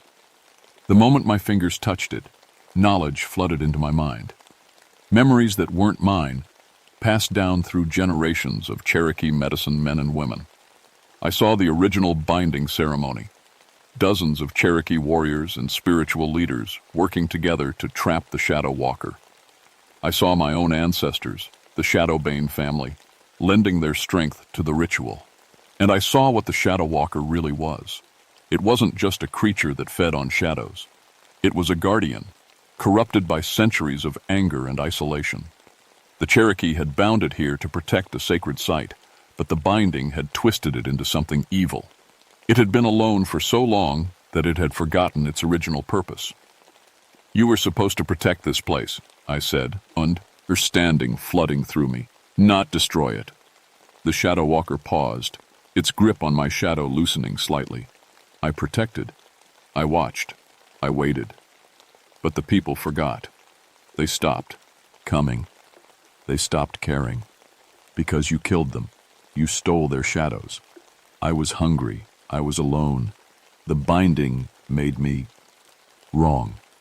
I saw the truth then. The Shadow Walker had been driven mad by isolation and the corrupt nature of its prison. It had started feeding on the very people it was meant to protect, and each shadow it consumed made it hungrier, more desperate. "I can fix this," I said. "I can make it right." "How?" "By giving you what you really need. Not shadows, not death. Purpose." I reached for the binding stones, pressing my palms against the cold carved surface. The knowledge in my blood told me what to do. Not a ritual to strengthen the binding, but one to transform it. "I name you guardian of this sacred place," I said in Cherokee, the words flowing naturally now. "I name you protector of the boundary between worlds. I name you keeper of the balance." The Shadow Walker's form began to change. The hungry darkness that had consumed it for centuries started to fade, replaced by something cleaner. Still dark, still powerful, but no longer evil. "I accept," it said, its voice now sounding more human. "I will guard this place. I will protect the balance." The binding stones began to glow with soft light. The Shadow Walker's form became more solid, more real. It was still a creature of darkness, but now it was darkness with purpose. "What about the shadowless ones?" I asked, looking toward the forest where the gray people had retreated. "They are free," the Shadow Walker said. "Their shadows will return to them. They will remember this as a dream." Amy stirred on the ground beside me. Color was returning to her skin and her hair was darkening back to its natural black. Her shadow had been returned to her. "Is it over?" she asked. "It's over." The Shadow Walker bowed to both of us, a gesture of respect rather than threat. "Thank you, Shadowbane. You have given me back my true self." It began to fade, becoming one with the natural shadows of the forest. But I knew it was still there, watching, protecting, doing what it was originally meant to do. The storm clouds that had been building all day finally broke, sending warm rain down into the clearing. The air felt clean for the first time in weeks. Amy and I walked back to the ranger station in comfortable silence. The rain had stopped, and the forest seemed alive again. Birds were singing, insects were buzzing, and everything felt normal. But I knew things would never be quite the same. "What do we tell people?" Amy asked. "About the Henderson family, about what happened?" "We tell them they got lost in the woods for a few days," I said. "Heat exhaustion, dehydration. They'll be fine now." And they would be. I'd gotten word from the Cherokee hospital that the Henderson family had been found at their campsite, confused but healthy. They had no memory of the past few days, and their shadows were back to normal. But I would remember. Every detail, every moment of terror and revelation. My own shadow was different now. It moved normally, followed the sun like it should. But sometimes, when I wasn't paying attention, I caught it waving at something in the forest, something that waved back. The Shadow Walker was keeping its promise. It was protecting the sacred site, making sure no one else would be harmed by the things that existed between worlds. A month later, my kids came to visit. Tommy and Lisa ran around the ranger station, full of energy and questions. They wanted to hike to Cataract Falls, and I took them. The clearing looked peaceful now. The burn marks were gone, replaced by healthy grass. The stone circle remained, but the binding runes had changed. They no longer spoke of imprisonment and control. Now they told stories of protection and balance. "Dad, why do? You always check our shadows?" Lisa asked as we stood in the clearing. "Just making sure they're still attached," I said, ruffling her hair. And they were. Their shadows were perfect, normal, healthy. But as we stood there, I saw another shadow join ours. A tall, protective darkness that stood just outside the stone circle. The Shadow Walker was still there, still watching, still keeping its promise. I've been a ranger for 20 years, and I've learned that the wilderness holds secrets most people never see. Some of those secrets are dangerous, but some are just misunderstood. Sometimes the scariest things are the ones that need help the most. The Cherokee knew this. They understood that not all darkness is evil, and not all light is good. They knew that balance requires both, and that sometimes the monsters we fear are really guardians we've forgotten how to understand.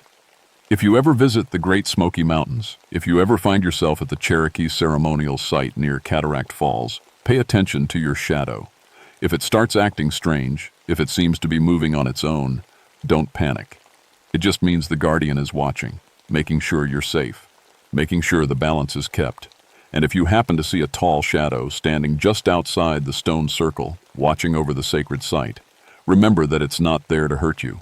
It's there to protect you from the things that would. My name is Michael Shadowbane, and I've learned that sometimes the monsters we fear are really the heroes we need. Sometimes the darkness isn't our enemy. Sometimes it's the only thing standing between us and something much worse. The Shadow Walker is still out there, still keeping its promise. And as long as it is, the sacred places will remain safe, the balance will be kept, and the shadows will always find their way home.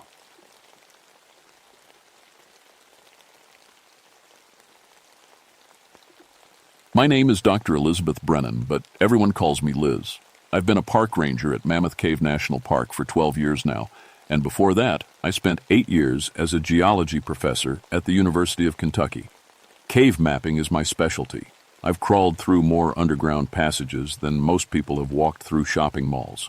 People always ask me why I gave up teaching to become a ranger. The truth is, I never really left geology behind. These caves are my classroom now, and every day I learn something new about the limestone formations that make Kentucky's underground world so special. My ex-husband used to joke that I loved rocks more than people. Maybe he was right. Rocks don't leave you for their secretary. It was July 15th, 1966, and Kentucky was in the middle of a brutal heat wave. The temperature outside hit 97 degrees that day, but down in the caves, it stayed a cool 54 degrees year-round. That's why we had more visitors than usual. Families trying to escape the heat, kids pressing their faces against the cool cave walls, tour groups asking endless questions about stalactites and stalagmites. I was in my office finishing up some paperwork when Frank Morrison knocked on my door. Frank was our best cave rescue specialist, a guy who could rappel down a 200-foot shaft like most people climb stairs. He had worry lines creased across his forehead.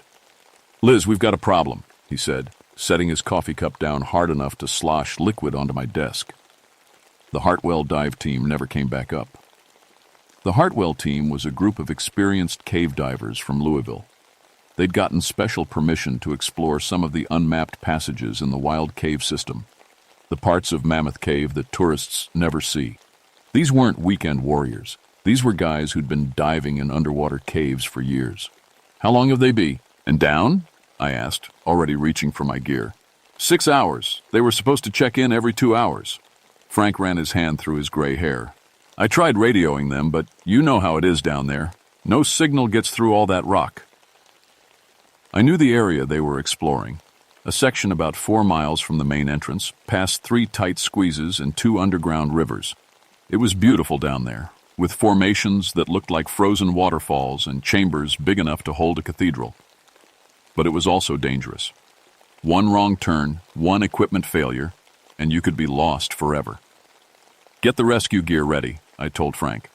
"I'll grab my mapping equipment and meet you at the entrance in 20 minutes. As I packed my gear, I couldn't shake a weird feeling. I'd been down in those passages just 2 weeks ago doing routine geological surveys. Everything had seemed normal then, well, as normal as anything gets 4 miles underground. But something felt different now. The caves had a rhythm to them, a kind of breathing that you learn to feel after years of exploration. And lately that rhythm felt wrong. I strapped on my helmet with its powerful LED light and checked my rope system twice. The diving weights felt heavier than usual as I clipped them to my belt. Maybe it was just the heat getting to me, or maybe it was the stress of a potential rescue situation. But as Frank and I headed toward the cave entrance, I couldn't shake the feeling that we were walking into something we didn't understand. The mouth of Wild Cave yawned open like a hungry mouth, and the cool air that flowed out carried scents I'd never noticed before. Something sweet and rotten, like flowers left too long in water. Frank noticed it too. I saw him wrinkle his nose as we switched on our lights and started down the familiar limestone passage. "Probably just bat guano," he said, but his voice sounded uncertain. I nodded, but I knew bat guano. This was something else entirely. The first mile down was routine. We followed the main passage, our lights cutting. Through the darkness, our voices echoing off the stone walls. I'd walked this route hundreds of times, and every formation was familiar. The twin columns we called the gate posts, the low section where you had to duck walk for 50 yards, the underground stream that trickled over smooth rocks. But as we went deeper, things started feeling off. The walls seemed stickier somehow. Not wet like usual, but tacky, like old tape. When I brushed against a formation, my hand came away with stringy residue that stretched between my fingers. "Frank, look at this," I said, holding up my hand. He shined his light on the sticky substance. It was clear and thick, with an oily sheen that reminded me of spider silk. But spider silk doesn't come in quantities like this. The stuff was everywhere, coating the walls, hanging in thin strands from the ceiling, pooling in the crevices between rocks. "What do you think it is?" Frank asked. I scraped some off with my geology hammer and held it up to the light. I don't know, maybe some kind of mineral deposit? The cave's been warmer than usual this summer. Could be affecting the water chemistry. But even as I said it, I knew it wasn't true. Minerals don't feel organic. They don't stretch like elastic. And they definitely don't smell like rotting meat. We kept moving, following the dive team's route deeper into the cave system. The passage narrowed and widened, twisted left and right, dropped down steep slopes that required careful footwork. Our lights revealed more of the sticky substance with every step. It was getting thicker, more concentrated, like we were walking deeper into some kind of web. That's when we found the first piece of equipment. It was hanging from the ceiling about 8 feet up. A diving mask, suspended by thick strands of that clear, sticky material. The mask was Tom Hartwell's. I recognized the custom grip tape he'd wrapped around the sides. But it wasn't just hanging there. It was wrapped, cocooned in layers of the stringy substance until it looked like a bizarre Christmas ornament. "How the hell did it get up there?" Frank whispered. I stared at the mask, my mind trying to process what I was seeing. The only way to reach that spot would be to climb, but the walls were too smooth and too slick with the sticky residue. And why would Tom take off his mask and hang it there anyway? "Maybe he was trying to mark the route," I said, but my voice sounded uncertain even to me. We kept going, and that's when we started finding more equipment. A diving fin wrapped in the same sticky cocoon material. A waterproof flashlight suspended from a thin strand like a spider's prey. Each piece was higher up than the last, as if something had been climbing the walls and ceiling, collecting the gear as it went. The smell was getting stronger too, that sweet, rotten smell that made my stomach turn. And underneath it was something else. Something that reminded me of a biology lab, of preserved specimens and formaldehyde. "Liz," Frank said, his voice tight with worry, "look at this." He was standing at the edge of an underground pool, one of the diving spots where the team would have started their underwater exploration. The water was dark and still, but that wasn't what made me gasp. It was what was floating on the surface. Air tanks. 3 of them, still connected to diving regulators, but arranged in a perfect triangle on the water's surface. The tanks were wrapped in the sticky substance, held in place by strands that extended down into the dark water like anchor lines. "They couldn't have done this themselves," Frank said. This is impossible." I knelt down at the water's edge and shined my light into the depths. The beam penetrated about 15 feet before the water swallowed it, completely. But in that 15 feet, I could see more strands of the sticky material, crisscrossing through the water like a 3-dimensional web. "Something's down there," I whispered. As if in response to my words, the water began to ripple. Not waves exactly, but a rhythmic disturbance, like something large was moving in the depths. The air tanks bobbed gently, their sticky anchor lines going taut and then slack again. Frank grabbed my arm. "We need to get out of here, now." But I couldn't move. I was transfixed by what I was seeing in the water. The strands were moving, shifting, rearranging themselves into new patterns. And in the gaps between them, I could swear I saw something pale and large gliding through the darkness. That's when we heard the sound. It came from deeper in the cave system, from passages we hadn't explored yet. A scratching, scraping noise that echoed off the stone walls and seemed to come from everywhere at once. It was rhythmic, like claws on rock, but too regular to be natural, too purposeful. "What was that?" Frank whispered. The sound came again, closer this time, and with it came a new smell. Not just the sweet rot we'd been smelling, but something sharper, more metallic, like blood mixed with chemicals. I forced myself to stand up, to step away from the water. "We need to find the dive team. They might be trapped somewhere." But as we moved deeper into the cave, following the sound and the increasingly thick strands of sticky material, I was starting to suspect we weren't going to find them alive. The equipment scattered throughout the passages, the impossible arrangements of gear, the way everything was wrapped and suspended like prey in a web. The passage opened into a chamber I'd never seen before, despite 12 years of mapping these caves. It was huge, maybe 50 feet across and 30 feet high. with smooth walls that curved up into shadows our lights couldn't penetrate. But it wasn't the size that made my breath catch. It was what was hanging from the ceiling. Cocoons. Dozens of them, suspended by thick strands of the sticky material we'd been following. Each one was about the size of a person, wrapped in layers of the clear, web-like substance. Some were old, with a yellowish tint that spoke of age. Others looked fresh, still dripping with moisture. Jesus Christ, Frank breathed, his light sweeping across the horrific display. I forced myself to move closer to one of the newer cocoons. Through the translucent wrapping, I could see the outline of something inside, something that had once been human. The shape was wrong, though. Too thin, too collapsed, like a deflated balloon. "Frank," I whispered, "I think we found the dive team." As if responding to my voice, something inside the cocoon moved. A weak struggle, barely visible through the wrapping. My heart hammered as I realized what that meant. "They're still alive," I said, reaching for my knife. "Help me get them down." But Frank grabbed my wrist. "Wait. Look around us first." I followed his gaze and saw what he meant. The walls of the chamber were covered in the sticky strands, but they weren't random. They formed patterns, geometric designs that seemed almost purposeful. And in the center of each pattern was a dark opening, like a tunnel entrance. "There are more passages," Frank said. "We don't know what's in them." As if summoned by his words, we heard the scratching sound again. But this time it was coming from multiple directions. From the openings in the walls, from somewhere above us in the shadows, from passages we couldn't see.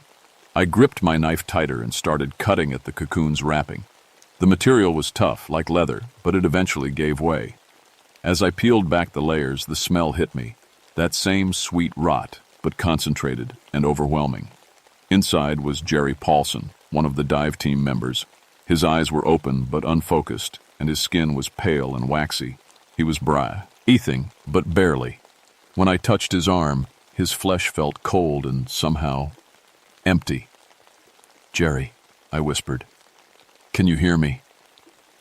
His eyes focused on me with tremendous effort. His lips moved, but no sound came out at first.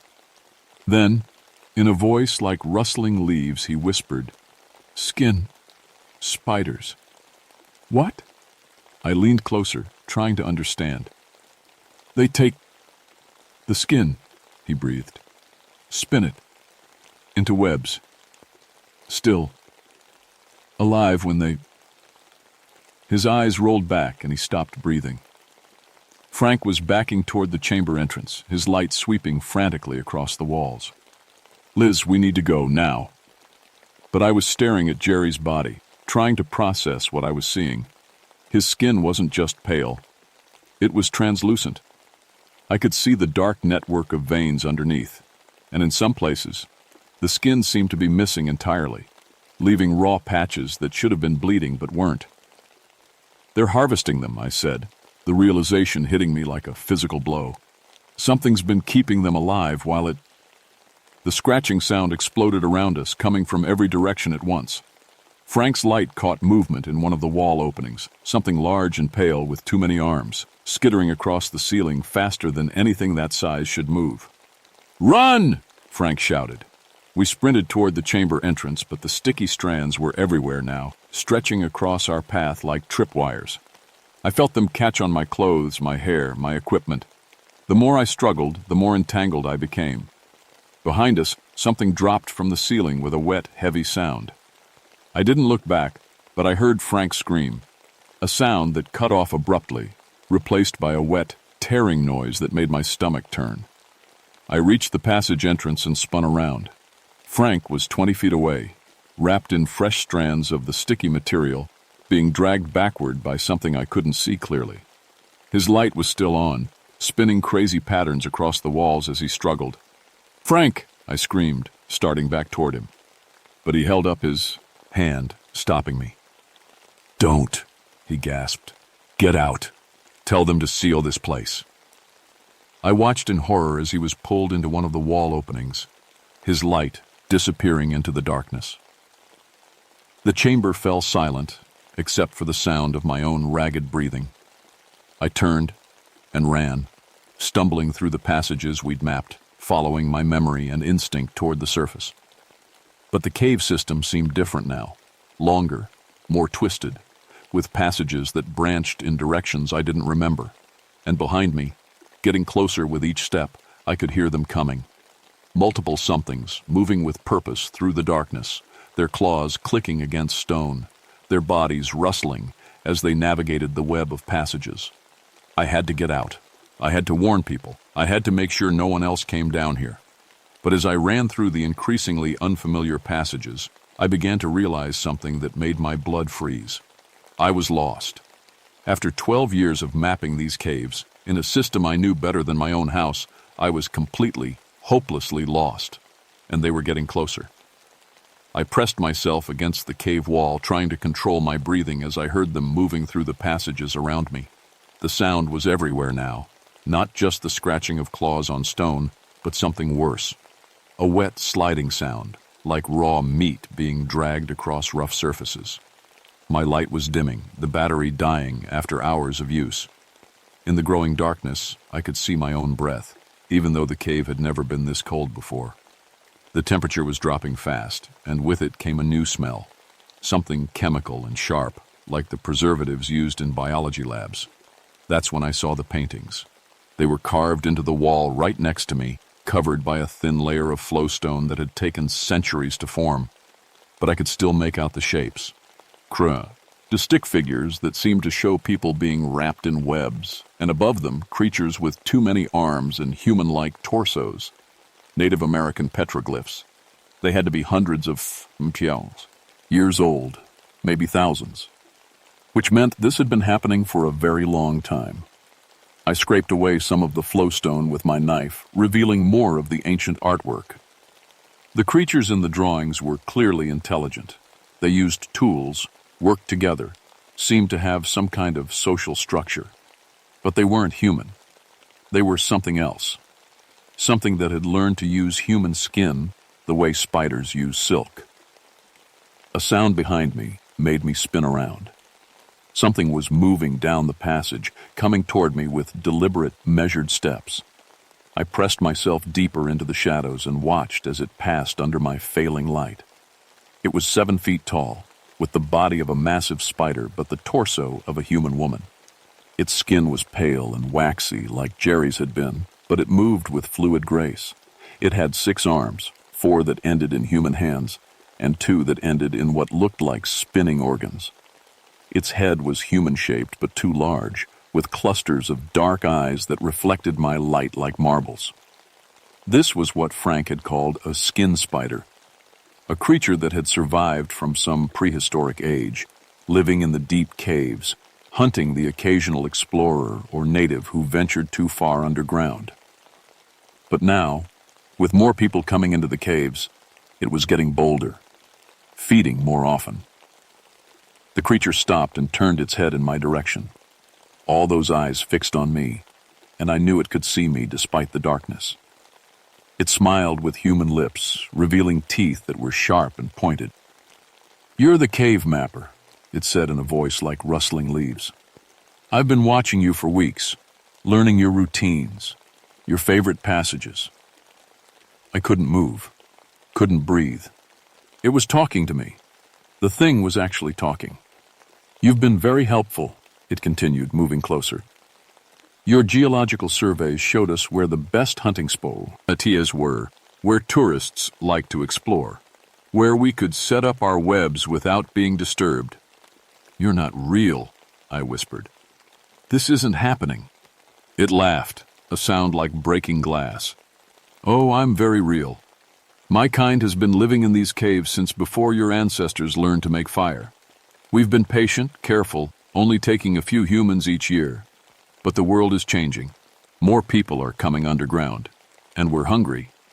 I forced myself to move, to back away down the passage, but everywhere I stepped I felt the sticky strands catching at my feet. The whole cave system was webbed, and I was trapped in the center of it. "Your friend is still alive," the creature said, following me with slow, deliberate steps. "We keep the meat fresh as long as possible. The skin is easier to work with when it's still warm." That's when I saw Frank. He was suspended from the ceiling about 20 feet away, wrapped in a cocoon but still conscious. His eyes met mine, and I saw the terror there, the desperate plea for help. "You could join him," the creature continued. "It's not so bad once you stop struggling. The paralysis makes everything peaceful." I reached into my pack and pulled out the emergency explosives I carried for cave rescue work. Small charges designed to clear rock falls, but they might be enough to collapse this section of the cave. Maybe enough to trap these things down here forever. "I don't think so," I said, setting the timer for 30 seconds. The creature's eyes widened, and it lunged forward with incredible speed. But I was ready. I'd been backing toward a narrow passage, one of the squeeze sections that would slow it down. As it reached for me with those 6 arms, I dove through the opening and rolled to the side. The explosion was deafening in the confined space. Rock fell like rain, and the air filled with dust and debris. But I was alert, eddy moving, using my knowledge of the cave system to find the passages that would lead me back to the surface. Behind me I could hear screaming, not human screaming, but something else, something that had never been meant to make sounds of pain. The creatures were trapped, at least for now. But I knew there were other chambers, other passages, other ways out. I ran through the darkness, my dying light barely illuminating the path ahead. But I knew these caves. Even in the dark, even in terror, I could find my way home. I reached the surface just as the sun was setting, stumbling out of the cave entrance like a woman escaping from hell. The park rangers who found me said I was in shock, babbling about spiders and webs and things that couldn't possibly exist. The official report listed the deaths as a diving accident, equipment failure in an unexplored section of the cave system. The bodies were never recovered because the passage had collapsed, sealing off that entire section of Mammoth Cave forever. Frank Morrison was given a posthumous medal for heroism. The dive team was memorialized with a plaque near the visitor center, and I was quietly transferred to a desk job with the understanding that I was never to speak publicly about what really happened down there. But I couldn't just forget. I spent the next 6 months going through every geological survey I'd done over the past 12 years, looking for patterns. Cave systems with similar limestone formations, underground rivers that connected to unmapped chambers, places where the temperature readings were inconsistent. I found 17 locations that matched the profile. 17 other cave systems that might be harboring the same kind of creatures. I submitted my findings to the National Park Service, the U.S. Geological Survey, and the Fish and Wildlife Service. Most of them were quietly sealed with structural instability as the official reason, but not all of them. I quit the Park Service 2 years later. I couldn't handle being underground anymore, couldn't stand the feeling of stone walls pressing in around me. I moved to Arizona, where the landscape is open and dry, where you can see for miles in every direction. But I still have nightmares. I still feel phantom spiders crawling on my skin when I try to sleep. And sometimes, late at night, I get calls from other rangers, other cave explorers, describing things they've found that sound terrifyingly familiar. Last month, a team of cavers in Tennessee reported finding equipment suspended from cave ceilings, wrapped in unknown organic material. The caves were sealed within a week, but I know it's too late. The creatures are spreading, adapting, learning to hunt in new territory. I keep a journal now, documenting every report, every strange disappearance, every cave system that gets mysteriously closed to the public, because I know the truth about what's living in the deep places of the world. And I know they're not going to stay hidden much longer. The worst part is the waiting. Waiting for the phone to ring. Waiting for news reports about missing cavers. Waiting for the day when someone finds a chamber full of human cocoons and realizes that the things living in our caves aren't just animals. They're intelligent, they're organized, and they're hungry. My name is Dr. Elizabeth Brennan, and I've seen the future of human exploration. It's not the stars or the ocean depths.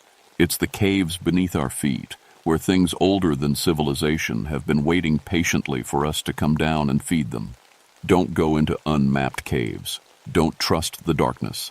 And if you ever find yourself in a passage that feels too warm, that smells like rotting flowers, that has sticky residue on the walls, run. Run as fast as you can toward the light, because they're always watching, always waiting. And they remember the taste of human skin.